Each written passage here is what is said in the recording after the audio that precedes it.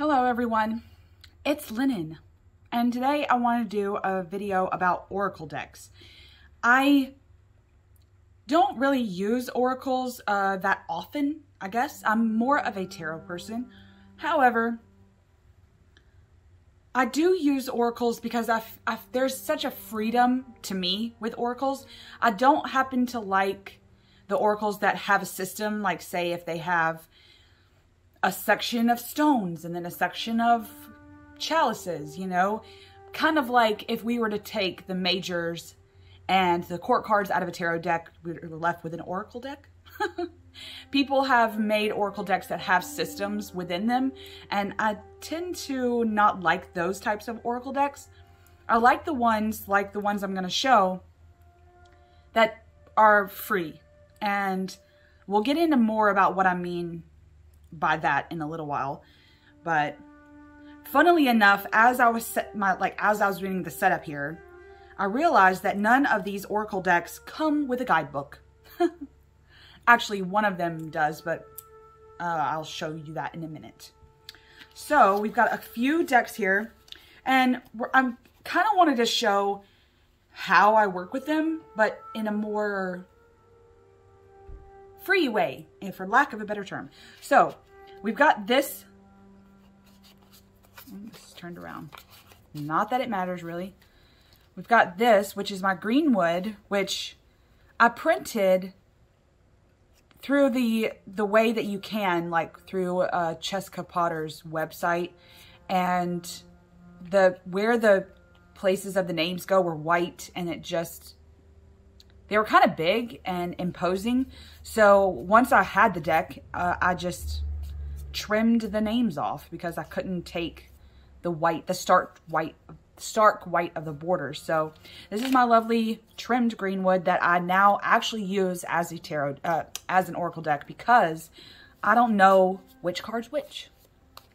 For the life of me, I could probably go through a walkthrough of this on someone's channel and figure out which card's which, but I just don't know what it is. So I've got the Greenwood Tarot, which is now an oracle. I've got Mags's Tree Whisper. This is the Secret Garden. I've got Kristen. Kristen is a lovely soul who makes a lot of handmade decks and has some of them for sale through her printer studio and some for free, like through her coffee page. So I've gotten like a lot of her decks. So I've got her Oracle of the Ancients, lovely deck. Now this particular one has a tarot-like structure. It doesn't have suits per se, but it's mapped out with the archetypes of the tarot, major arcana, with a few extra cards that she believed would be considered guardians of the ancients or ancient spirits, right? And then I've got my soul cards, because there would not be an oracle video from me if, you know, I was showing like my most used or how to use oracle. It would be with this. I mean, look at the discoloration there. I don't know if you can see. I mean, you can definitely tell that this top one is Soul Cards 1. It's just such a difference. I use it all the time. I do have both here because we may go into using both. I have been using Soul Cards 2 recently. And then we have two by Ma. We have my Wild Nature, Wild Jew Oracle. I've been loving using this, you guys. I mean, even if no one purchases it, because I don't actually know if they have, it's been a fantastic reader. And as someone who loves tarot and loves the structure of tarot and doesn't really grab for oracles that often, I knew I needed an oracle deck for the journey that I'm going on right now this year with my wild self and getting back in touch with my essence. So it's ended up being a very important deck, and we're not even through March really. So I've been loving using this. So I've got this. Actually, you know, all of these are turned around so you can see some images. I'm hoping that all of these are in frame. And of course they're not, because I suck at trying to make the aesthetics of these hands videos good. Okay, and then the last Oracle deck, I keep my Noble Art tarot that I made that I couldn't end up making for sale because there was nudity in it. And my Candescent Oracle, which I made years ago, but oh my goodness, you guys, I love this deck. I mean, for 54 cards, such a profound deck for me, because I love the art, the chiaroscuro art so much. Like I said before, is the freedom of intuition, the freedom to draw your own conclusions without there being an already preconceived notion as to what the card is. So we're going to start with the two decks that don't have any words on them, because soul cards specifically have become that type of deck where I can pull anything, literally anything can pop out, because I don't already have some kind of word to jump off of, or phrase to jump off of, or affirmation. I have found over the years, through the course of my journey with cards, that I don't really jive with the whole affirmation thing. So let's start with those. We'll pull these over to the side. Okay, now I'm going to shuffle. And these, since it's ended up trimmed, being a mini version, and I printed it on like not thick, it's not thick by any stretch, but it makes it tough. It's tough once it's trimmed down to this mini size. So it's hard to like riffle, but I can overhand it pretty well. And we're just gonna do like basically like a multi-card reading. Multiple card reading from these two decks and see what we can see. The thing that hindered me the most with working with my intuition in the beginning, especially when I like began working with Oracle decks, actually this Greenwood Tarot was one of my first Oracle decks. I believe it was, what was my first Oracle deck? Actually, it had to have been Soul Cards 1, because I didn't buy Soul Cards 2 until later. So I think this was so Greenwood was my second Oracle deck.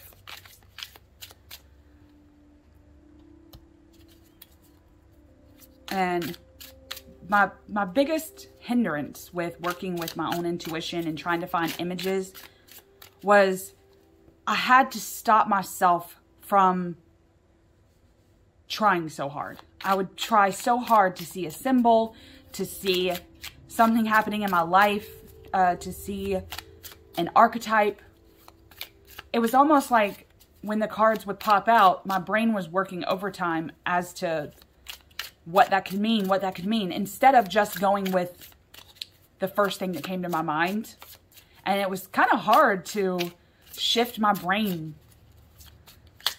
into that mode of thinking. Just like let go. Ooh, we got a jumper.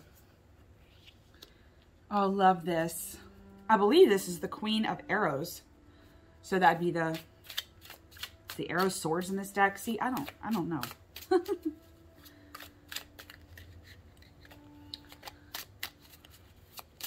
Sometimes I shuffle in between pulls, sometimes I don't. You know, if you watched my shuffle video, look at that. Sometimes when two pop out, I don't. That's not really a jumper to me, but we're going to go with it right now because it's just, these are sample readings. Okay. So put that over here for now, and then we'll shuffle some soul cards.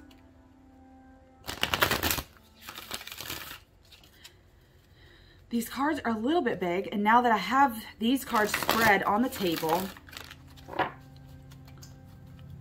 I don't want to make them fly off with the wind of me shuffling these. The wind is strong when you shuffle this deck because the cardstock is so thick.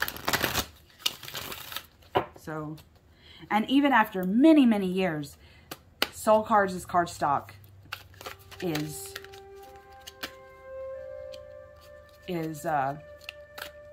not disintegrating. It is still, if not the same, it's still as thick and almost as indestructible feeling as the day I got it.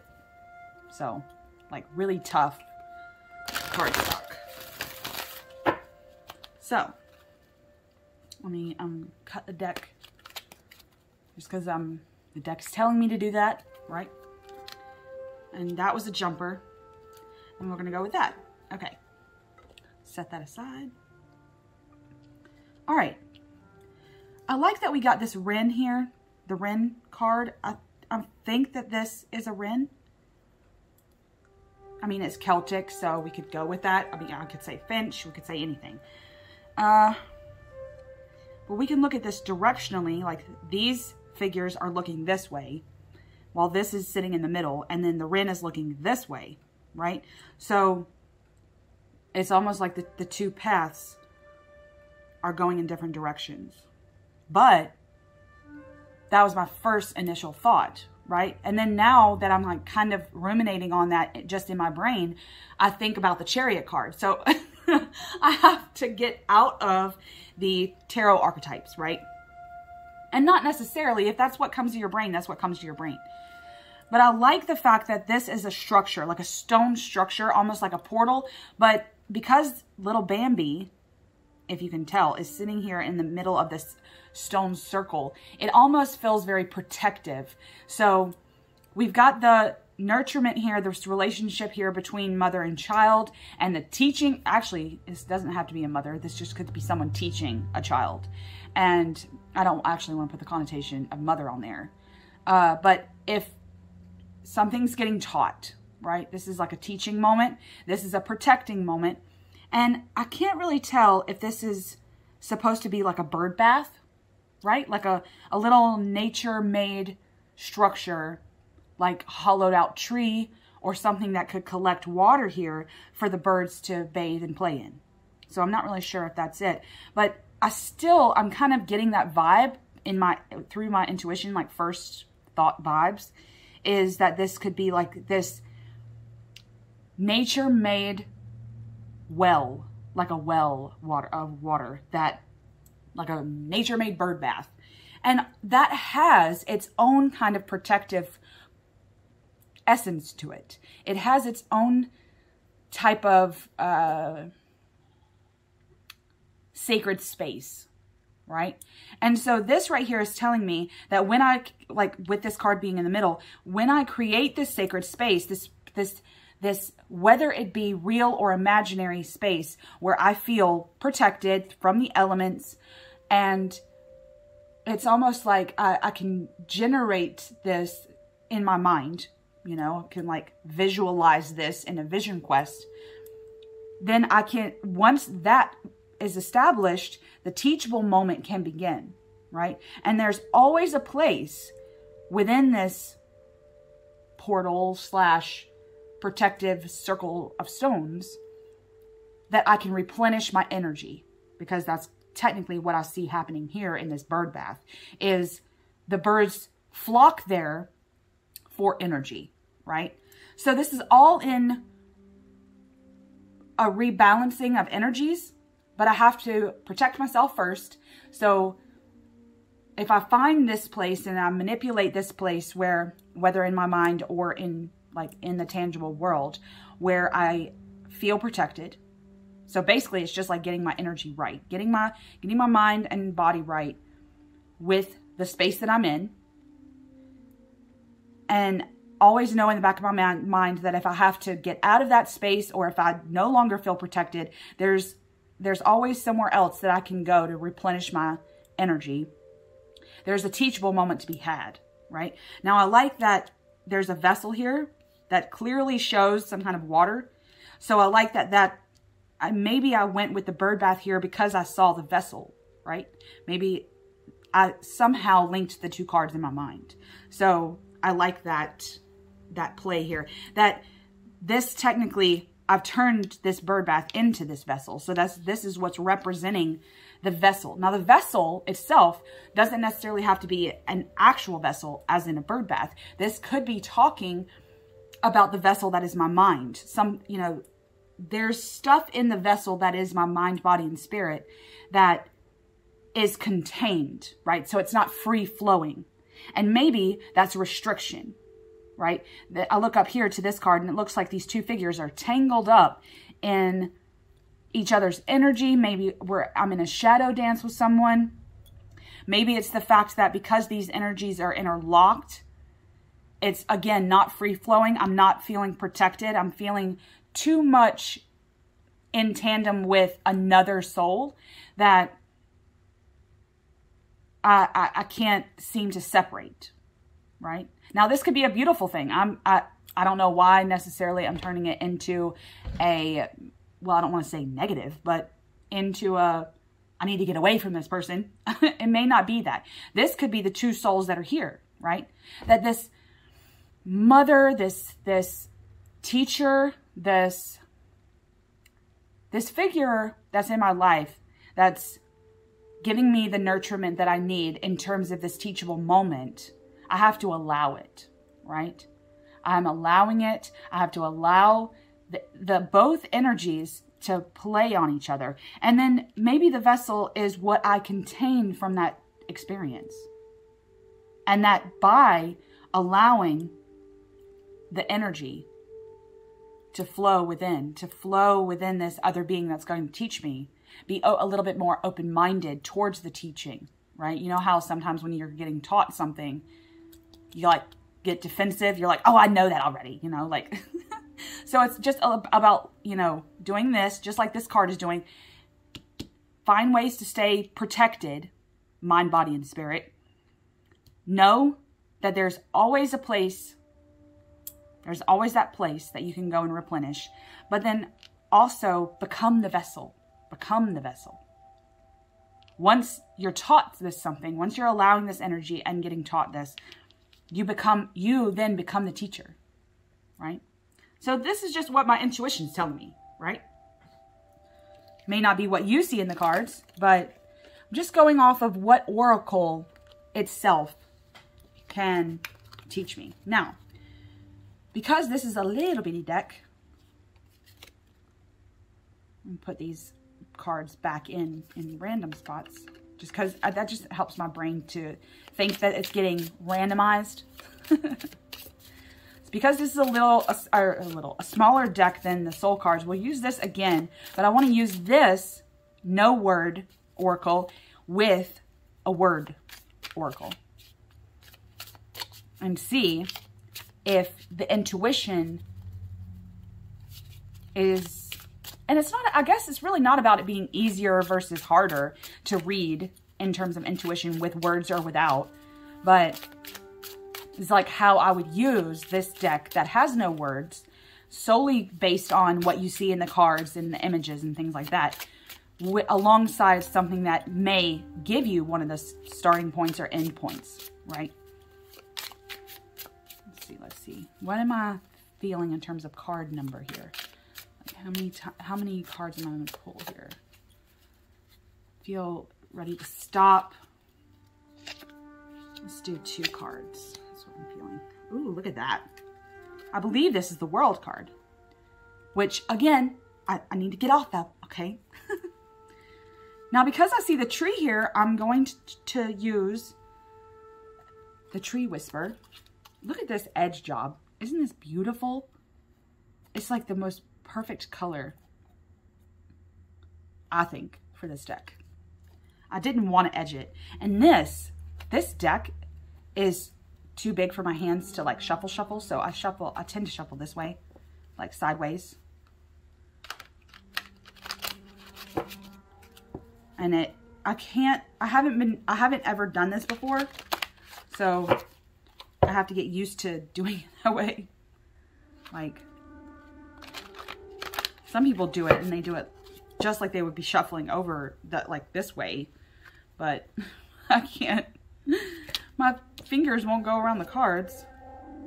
And I think Mags, when she talks about using this and her other one, which is a tall deck as well, she talks about doing it this way, like long overhand.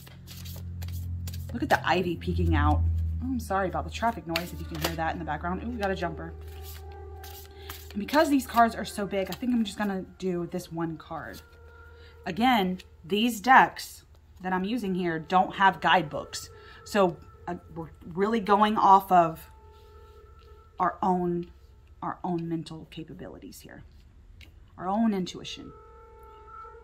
Ooh, look at this. Let's do it this way. I love the flow here, the flow of water.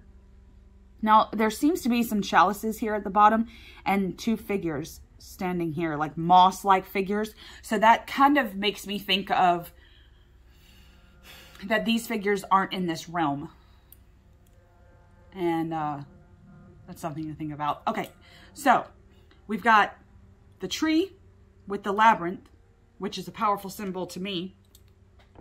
We've got this, which is the term rewild. Now, what I love to do in this oracle is find the tree spirit, which is what Mags calls them. Now, I don't see the tree spirits like the other people may see tree spirits. I see small spirits, like faces, and then I see this giant, like to me, this looks like more of a rabbit in terms of like this whole thing here. But I see dragons in other cards, right? But this is saying rewild. Now that may have generated the whole hair visualization that I'm having with the overlay of the tree spirit here. Like this, bunnies are symbols of fertility. Well, bunnies are, but hares as well. In terms, especially in terms of when we're thinking about the Celtic, and that's what the greenwood goes off of, right? The Celtic pantheons and the Celtic mythologies. So, which I don't know a lot about. I mean, I'm just kind of going on what I do know about. So if we've got this tree here, the tree with the labyrinth, and the tree being the center of the labyrinth, there's a journey to be had to get to the tree. Automatically, with me just looking at this image, right? I have to go on the journey to rewild. And then there's a little bitty door. The images on here didn't print well, so a lot of the symbolism that you find in these cards isn't there, unless you really look. But there's a door that's inside here. And for some reason, my vision is saying that in order to rewild, I have to walk the path. I have to go on this journey of rewilding, right? Which is what I'm doing this year, which is so profound, actually. But I have to go on the journey. And once I get to the middle, to the heart center of my journey, the essence, the core of me, I can unlock the door with the key to the secret garden, which is what this deck is called. And I will unlock this, which to me, this beautiful waterfall with the two figures here, it's almost like I'm unlocking the door to the other realm. Maybe I'm unlocking the door to more places in the mind that I can visit. More astral places will unlock. More beings will unlock for me. These two moss-covered figures down here make me think that I'm going to encounter beings on this journey by going through this door of the tree. It's like when I go to the inside of this tree, I imagine it opens up and the walls of the inside of this tree are bark, sure, but there's almost like this grotto-like place inside this tree, and there's waterfalls and fountains, and there's this lushness to this oasis that I will find, right? And it's at the core of this tree that I'll find this oasis. And all of this is the journey of rewilding. So that was a very simple reading, but profound, actually. Actually, you know what? When we get off of here, I'm going to use these two decks together and see what I can see. Because these are supposed to be sample readings. Okay. Now, let's use, now these decks are the same size, pretty much. But I feel this kind of dichotomy with these two. Like there's this absence. Like this isn't actually the absence of light. This is light. This is the play of light and the play of shadows. And it's both, right? But then this are the spirits that lie in both. The spirits that are lying in ancient places. They live in the ancestral lines of us all, right? In Kristen's vision. So let's see if we can form a light and shadow reading for these two decks, because that's what my intuition is telling me to do, right? So what we'll do is we'll shuffle my Candescent Oracle, and forgive the backs. The backs, though beautiful, I needed the backs to be reversible for this deck. So I flipped and made the backs reversible using 2 candles. And if you go on Make Playing Cards to my shop, it's linked below, there's a picture in there where you can see the backs of the cards. So my prototype of that particular edition with the reversible backs hasn't come in yet, so as of filming this. We shall see, but it's the exact same cardstock and whatnot, so. And you know, for Oracle decks, I like them thick, you know? Like the decks, I haven't bought any Oracles actually, except my own. This one was my most recent purchase. But I don't like the, if it's less than 50 cards, I'm not going to buy it at all. Even if I love the art. I have to have them thick. Like this is a 54 card deck. I think this is too. My Oracle is 63 cards. This, of course, is a 78 cards. I'm not sure about Soul cards, but she's thick and chunky, so I'm not really worried about her. But I do. I like having a lot of cards, you know? Oh, I'm getting stuck here. Okay, that feels like a lot. Now, in terms of a light and shadow reading, I'm making this reading up as I go, okay? This isn't some preconceived reading. You could use a spread with oracles. I just use the freedom of just placing cards wherever they go. This scarf is so hard to keep not wrinkled, but whatever. Let's cut the deck. We'll do light and shadow. Ooh, this is so cool. I'm having so much fun, you guys. And then for the Oracle of the Ancients, we're going to use this almost, not necessarily how it was intended, even though there's no book with this. There's just a little bitty paper that you can print out, I think, that just has a little, you know, a few keywords for each card. But I'm going to use this particular deck for this reading, this light and shadow reading, to be oracular in nature. So this spirit, this ancient that I'm going to pull from the Oracle of the Ancients here, will be the ancient that will tell me why this is light and this is shadow. Basically, we're just going to go with that. Maybe this is the advice giver. Usually that's like the last card, right? Like the 5th card or the 3rd card. Actually, not the 3rd card. You usually need to have like more of an odd number than that. Well, I guess we are doing 3 cards. I guess it would work out. Anyways, so this could be the advice giver. This could just be the spirit of light and shadow. The one that keeps the balance, right? I love thinking about balance and how everything seems so out of balance all the time. It's like a job, you know? Okay.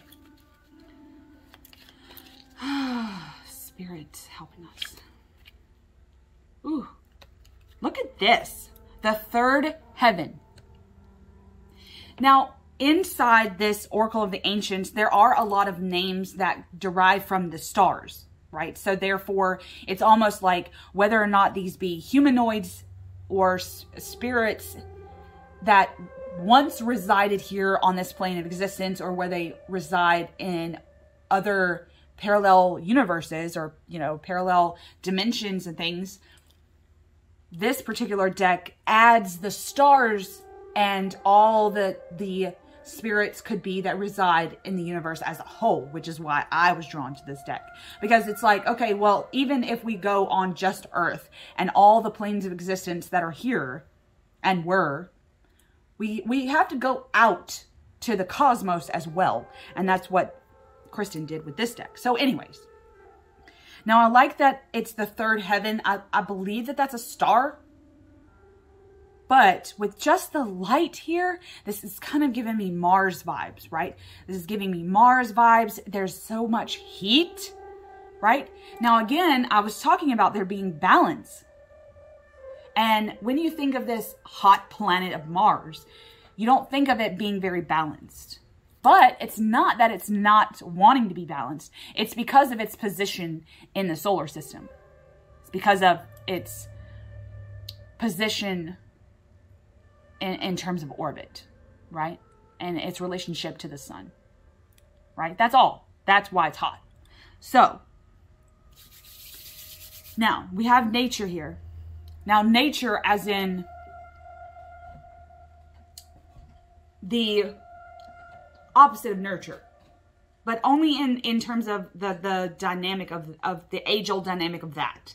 So when we think about, or when I think about nature, I think about, let's move this because I feel like we're in the dark in the shadow of this deck over here. I think about nature being almost a dominant force. I feel like nature is the absolute bare minimum that is getting done. And I don't mean that in a negative way. I mean that in like the sun rises and sets, the moon rises and sets, water flows, fire burns, right? Rain falls, right? Did I just quote Fifth Element and not even realize it? I swear, cult fandom is a thing, you guys, and it's like ingrained into my brain. So anyways, that's nature. What nature's doing. Nature is doing its thing. And there's jobs in nature. There's a natural flow in nature. So, and then we have absorption. Now, for this particular card, I was going with the vanity route with this, almost like Narcissus. When they look in the river, the reflection of themselves, they get stuck by their own beauty. And to be honest, when I think about that mythos, I don't necessarily think that Narcissus was in love with himself. It's more so, in my opinion, that he didn't know true beauty. He didn't know true beauty until he looked at himself. And it was almost like this inner journey that he went through to find the beauty because he couldn't see it. And he thought he couldn't see it. He thought that it was not, he thought he didn't know what it was. He didn't know what beauty was. And then when he finally figured out that beauty is life, beauty is everything, beauty is in everything, and it lives in me, that's what stopped him from living. Is this shell shock of actually finding something that he'd been seeking for a long time. So we could go on that, right? So we'll go the beauty route. Finding the beauty within and without. And finding the beauty in nature. Let's find the beauty in nature. And the spirits, the ancient spirits, the oracular spirits are telling us to look beyond what we see. To look at the third heaven. Don't just The sky is not the limit, but the starting point. And when we're looking and seeking and searching, we have to go beyond our imagination, beyond what we can physically see. Right? I think that was a really good reading. Okay, where is this one at? All right. Now, what have we not used? We haven't used my oracle yet, or my Wild Nature, Wild You. So, could we use this with something else? We could use soul cards too, because I did say that we would use that today. Let's see. All right. Still, this cardstock is so tough.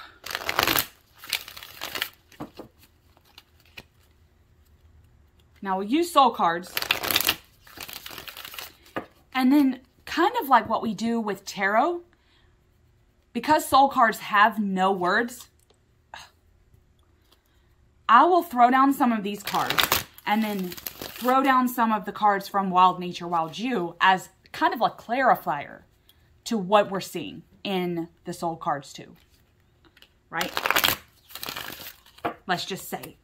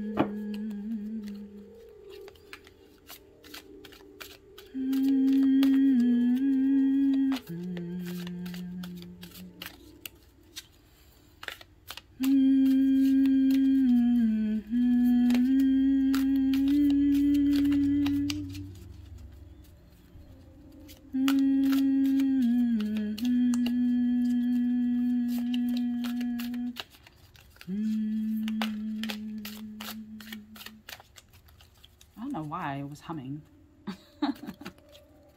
I guess I tend to do that when I'm shuffling.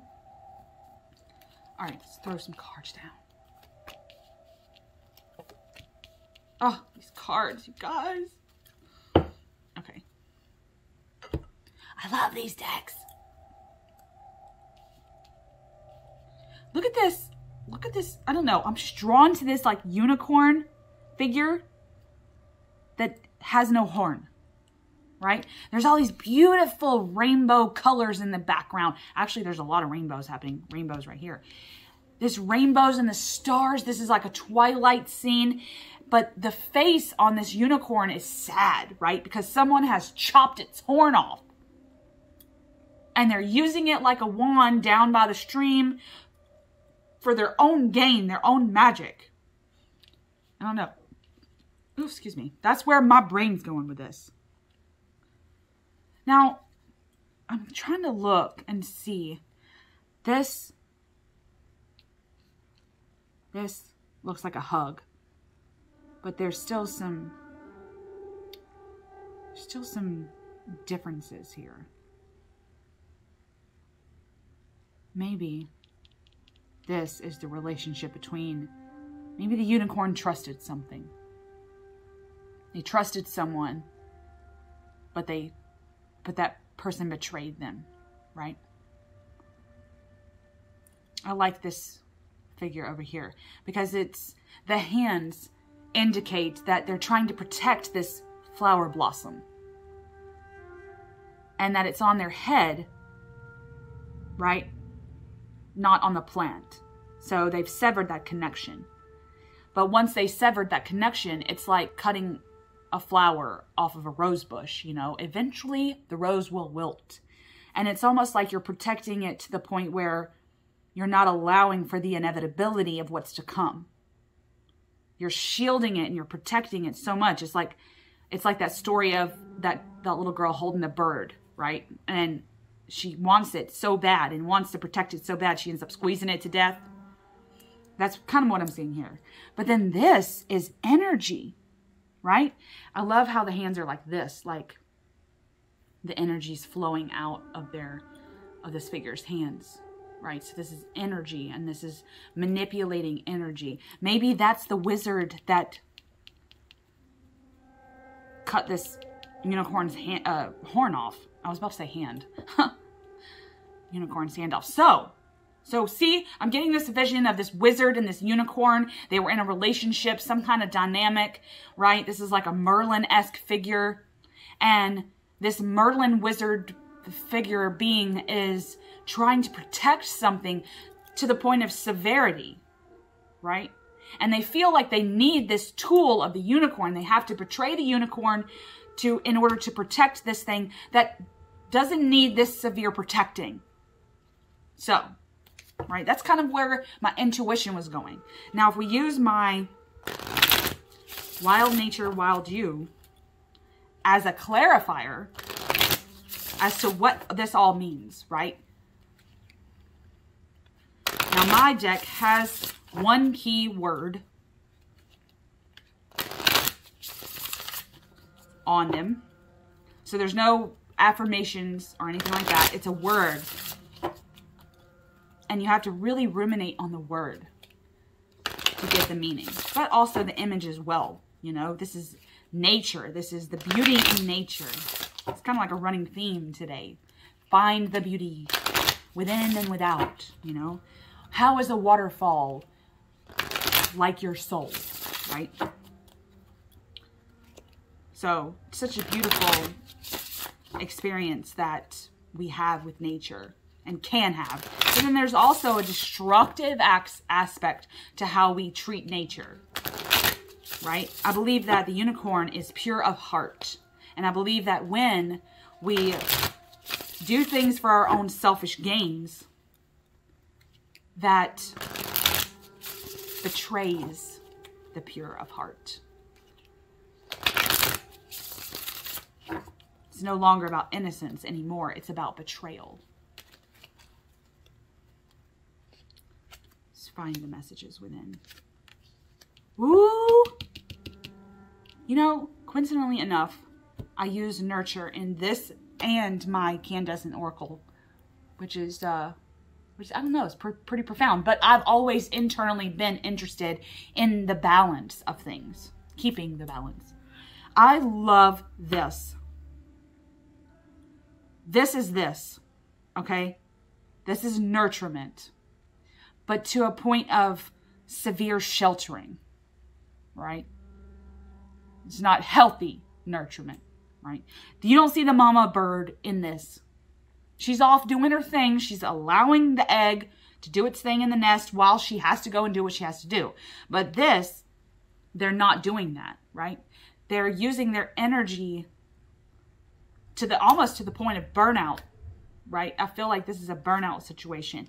This hysteria here is the betrayal, right? Now, with this particular card and image in my, I guess with my intent behind this image and card and word, it's the fog aspect, right? That this hysteria in the mind builds up like fog until you cannot see past it. And I believe that that's what's happening between you and nature. You and divinity. This pure of heart being that you somehow had a relationship with, but you're willing to betray it in order to enact your sense of nurturement, which is not going to lead to a balanced place. It's going to lead to hysteria. And even if we were to pull these two cards like this, that's almost, and you can see the imbalance just between these two cards. Because I hadn't before, I printed the guidebook for my Wild Nature, Wild You like this, but I couldn't sell it with the deck on Make Plain cards. So I do have the guidebook like on a PDF type of a file that you can print out from my Ko-fi page. The decks and the guidebooks are all linked below, but I wanted to read, because I haven't yet on the channel read from the guidebook that I wrote for this this deck. So we will read nurture, and then we will read hysteria, because this particular, my deck has a book. And I kind of wanted to end with using Oracle in terms of a book too. Okay, nurture. A robin's nest with one blue egg is snuggled into a hole far up in a tree. This bed of pine needles was carefully crafted for the safety of the young. This special build process is instinctual. We all have the qualities necessary to nurture whatever we are bringing into fruition. There are strategies we must put into place to allow the crafting to take its course. Nurturing is not only about planning and strategy, though. There is a protection aspect to nurturement. What are we protecting? How do our actions reflect that for which we are devising? When we are nurturing something or many things, there is a course of action that must be executed. Dig into your plans and make sure they are in order. Sometimes I can't believe I wrote that. Oh. So see, it could be about plan making, right? Plan devising. Okay, where's the next one? Hysteria. All right. Heavy fog blankets the forest. Overcast skies blend into the background. When fog rolls in luminously, it can cause a mysterious disillusion. You may have guessed by now that most of the terms used thus far can be synonymous with wild frenzy or madness.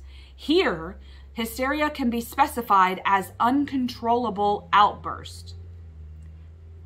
When can derangement or mania be permitted? When situations or conversations we may be faced with give cause for irrationality, how must we wade through the fog?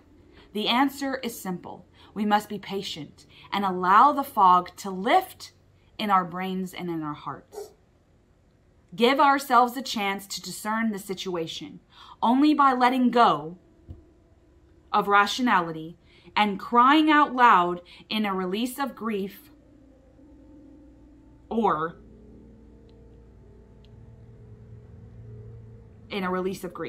laughing until it is physically painful, or cowering in fear, shaking, can we progress?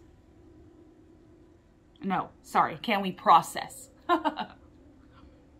So I'm going to read that last line again. Only by letting go of rationality and crying out loud in a release of grief, laughing until it is physically painful, or cowering in fear, shaking, can we process.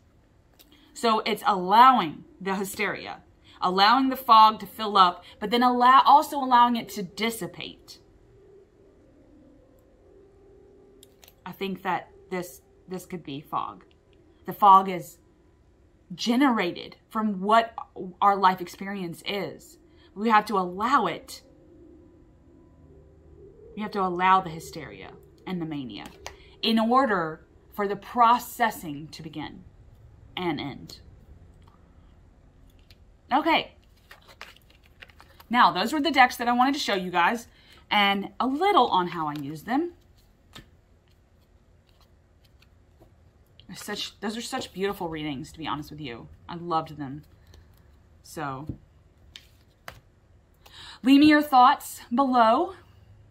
If you want to see more like how I read oracles, do some like, intuitive style readings, let me know below. If you're interested in any of my decks, I will leave the link to my Make Playing Cards shop, plus my coffee page where you can download the guidebooks below. And I hope to see everyone again on the channel. Much love, people.